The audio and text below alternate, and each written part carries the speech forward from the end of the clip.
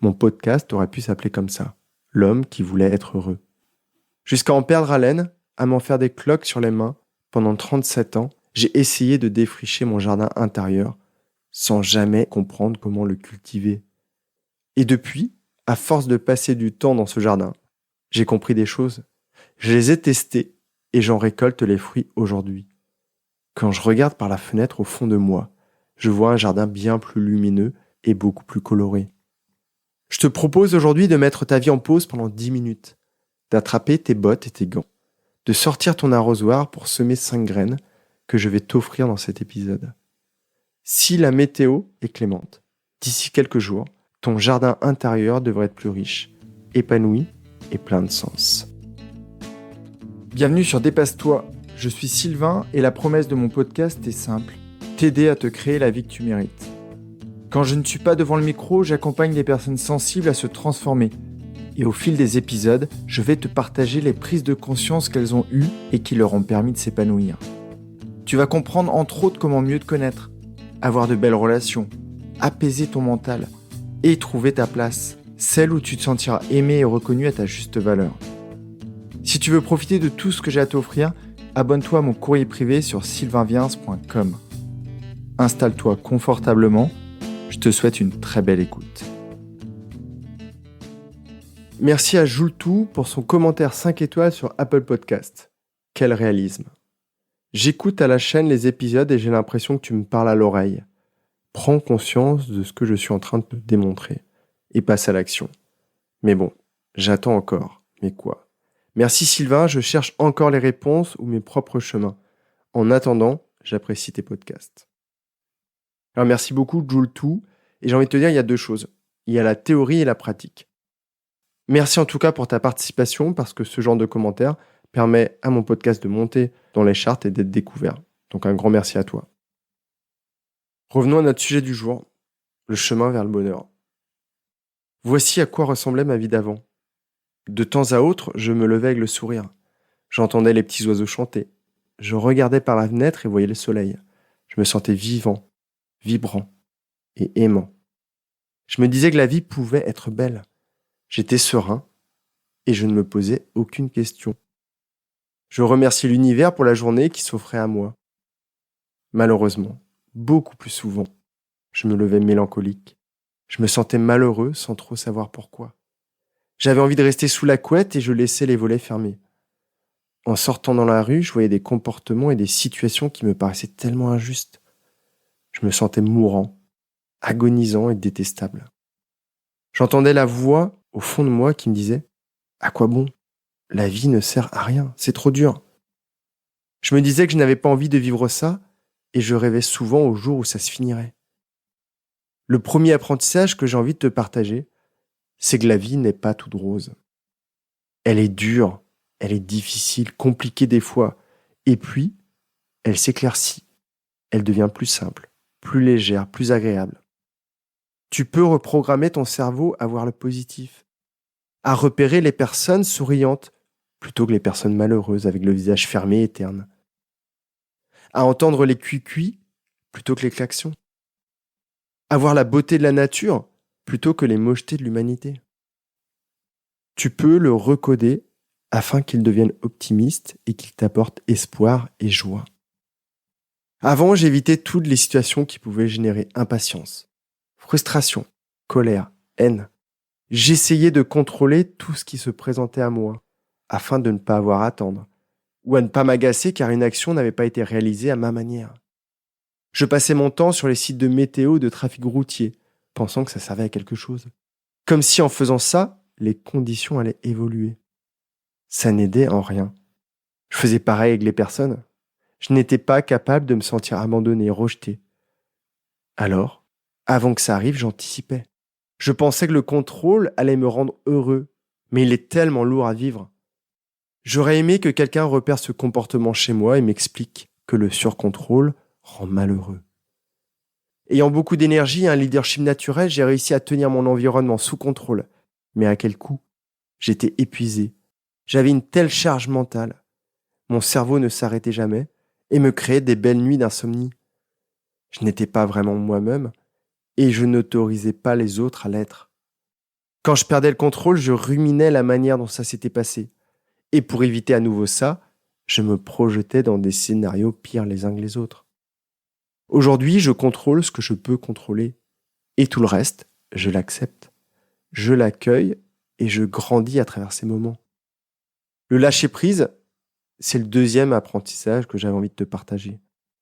Quand tu acceptes les événements de la vie comme ils se présentent, la vie devient plus simple.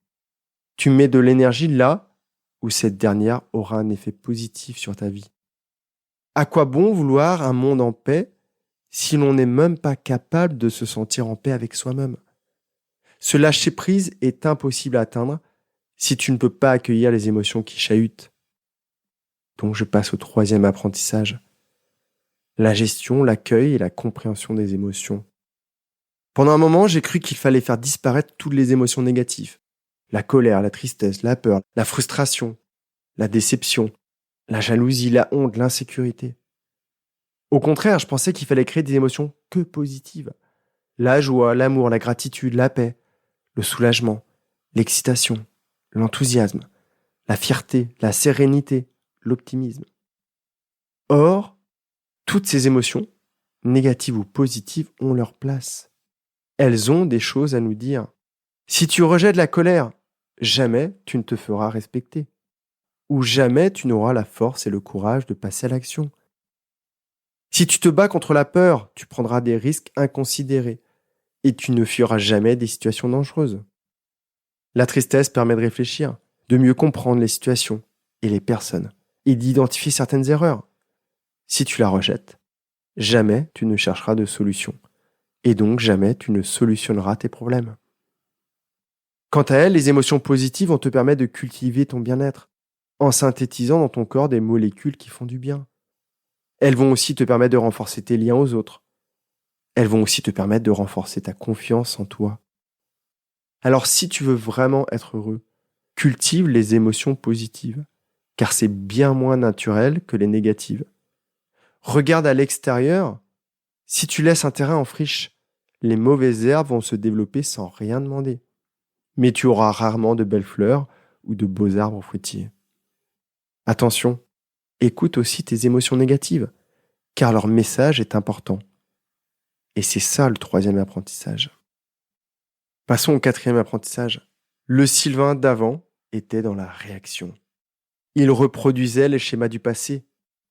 Il reproduisait les stratégies qui l'avaient rendu malheureux. Celui d'aujourd'hui vit de manière consciente.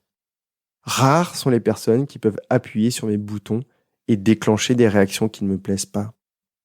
Bien sûr que je m'agace encore. Évidemment. J'ai encore des comportements inconscients. Mais chaque jour, j'en prends conscience. Et alors, je peux mettre en place quelque chose qui me plaît plus, qui me rend pleinement heureux. Oui, quand quelqu'un me traite de bip bip sur un réseau, je pourrais réagir à chaud. Je pourrais l'insulter. Je sais encore faire ça. Mais à quoi bon? Je préfère l'écouter. Comprendre ce qui a pu lui faire ressentir un malaise, une colère. Ça me fait grandir un peu plus tous les jours. Et quand je n'en ai pas l'énergie, je laisse passer le message. Le quatrième apprentissage est que l'on peut prendre la responsabilité de toutes ces réactions. On peut devenir capable de décider des comportements que l'on veut avoir et donc de la vie que l'on veut mener. Le cinquième apprentissage est l'un des plus importants, je crois. Sur la cour d'école, comme beaucoup d'entre nous, j'ai été blessé. J'ai été rejeté, j'ai été abandonné. Dans ma maison, j'ai aussi ressenti tout ça. Sur les bancs de la faculté, j'ai à nouveau ressenti tout ça. J'ai tellement ressenti toutes ces blessures relationnelles que j'ai fermé mon cœur. Je ne m'aimais pas et je n'étais pas capable d'amour inconditionnel. J'aimais la personne en face de moi si elle correspondait à mes attentes. À un moment, j'ai compris que l'on ne peut pas plaire à tout le monde. J'ai aussi compris que l'on ne doit pas se comparer aux autres, même si on a l'impression de pouvoir le faire. On ne doit pas s'attacher au regard de l'autre. C'est le nôtre le plus important. Après avoir compris tout ça, j'ai digéré tous ces événements. J'ai dissous toute cette rancœur qui squattait mon cœur. J'ai extrait les ressentiments, la défiance, l'animosité, toute cette hostilité que j'avais en moi. J'ai libéré mon cœur de toute cette vase puante et nauséabonde. J'avais enfin de la place pour l'amour, pour l'affection, pour la tendresse, pour l'amitié, tout simplement. Tu sais que je pourrais continuer comme ça toute la journée.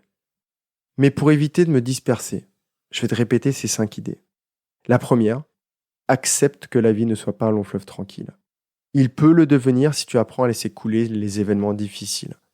Mais dis-toi qu'il y aura toujours de nouveaux événements pour te challenger. La deuxième idée, arrête de vouloir tout contrôler. Ce n'est pas possible. Ta vie deviendra légère et heureuse si tu lâches prise sur ce qui est en dehors de ton champ d'action. Et tu vas voir qu'il y a beaucoup de choses bien lourdes que tu peux lâcher. La troisième idée, apprends à accueillir, à cultiver et à écouter tes émotions. Elles ont plein de belles histoires à te raconter. Et grâce à elles, ta vie pourrait devenir beaucoup plus fleurie. La quatrième, assume la responsabilité de ce qui t'arrive. Oui, la vie peut apporter son lot de difficultés. Et en décidant de la manière dont tu veux les vivre, tu peux choisir la vie que tu veux mener. La malchance ne te poursuit pas. En revanche, peut-être que certaines de tes habitudes sont à revoir. La cinquième, une des plus importantes. Vide ton cœur de ce qui le dessert et remplis-le de beaux sentiments. Mais-y de la confiance, de l'amour pour toi et les autres, et de la joie. J'avais envie de finir cet épisode personnel par les dernières lignes d'un conte philosophique, Candide ou l'optimisme. Elles sont très riches de sens. Toute la petite société entra dans ce louable dessein. Chacun se mit à exercer ses talents. La petite terre rapporta beaucoup. Cunégonde était à la vérité bien laide, mais elle devint une excellente pâtissière. Paquette broda. La vieille eut soin du linge. Il n'y eut pas jusqu'à frère Giroflée qui ne rendit service, et même devint honnête homme. Et Pangloss disait quelquefois à Candide : tous les événements sont enchaînés dans le meilleur des mondes possibles. Car enfin, si vous n'aviez pas été chassé d'un beau château à grands coups de pied dans le derrière pour l'amour de mademoiselle Cunégonde, si vous n'aviez pas été mis à l'Inquisition, si vous n'aviez pas couru l'Amérique à pied, si vous n'aviez pas donné un bon coup d'épée au baron, si vous n'aviez pas perdu tous vos moutons du bon pays d'Eldorado, vous ne mangeriez pas ici des cédrats confits et des pistaches. Cela est bien dit, répondit Candide. Mais il faut cultiver notre jardin. Voilà, j'avais envie de finir là-dessus. Cultivons notre jardin. Si tu as aimé cet épisode, il plaira sûrement à un de tes proches, alors pense à le lui partager tout de suite. J'espère aussi qu'il te donnera envie de me laisser un avis 5 étoiles sur ta plateforme d'écoute. On se retrouve jeudi dans mon courrier pour faire encore un pas de plus vers la vie que tu mérites. Prends vraiment bien soin de toi et passe une très belle journée. Bye bye.